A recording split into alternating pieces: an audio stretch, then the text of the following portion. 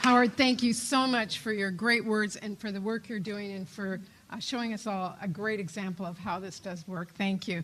I want to add my thanks to all the members of Congress, Chairman Scott, who I've been working with, Speaker Pelosi, Leader Schumer, Senator Sanders, our other members, all of them who are here today and fighting so hard for this. But most of all, I want to thank the folks behind me who are here speaking for so many people who can't be here. Thank you to all of you.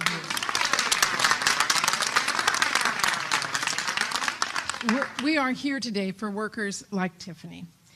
Tiffany, thank you for sharing your amazing story. I've heard the same thing from so many workers in my home state of Washington who are up at night worrying about their bills or their children because they can't afford child care.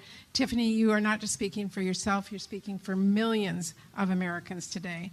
And there are millions of women and men across the country who do work a full-time job or work multiple jobs and are still unable to pay their bills and make ends meet.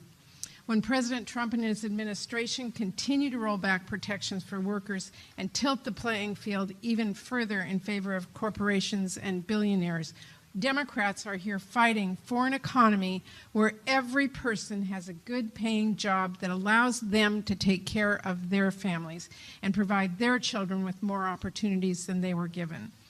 There are a lot of steps we can take to ensure that more workers, especially the millions of women, by the way, who are supporting their families, have the economic security to build better lives. And I'm proud that one of the first steps we are taking in this new Congress is to introduce the Raise the Wage Act to gradually raise the minimum wage to $15 an hour.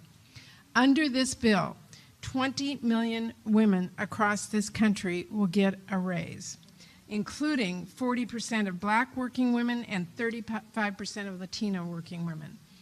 And by the way, by eliminating the tipped wage, which we do in this, the Raise the Wage Act will help provide economic security to some of the lowest wage workers, 2/3 of whom are women. Raising the minimum wage will provide greater economic opportunity for hundreds of thousands of workers with disabilities, some of whom are paid pennies an hour, helping them to transition out of poverty and begin earning a fair wage. I have seen this work in Washington State and across the country.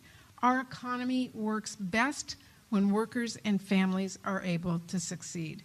So we have to restore the value of the minimum wage and build an economy that provides that economic security to every worker in this country. That's what we are here today fighting for.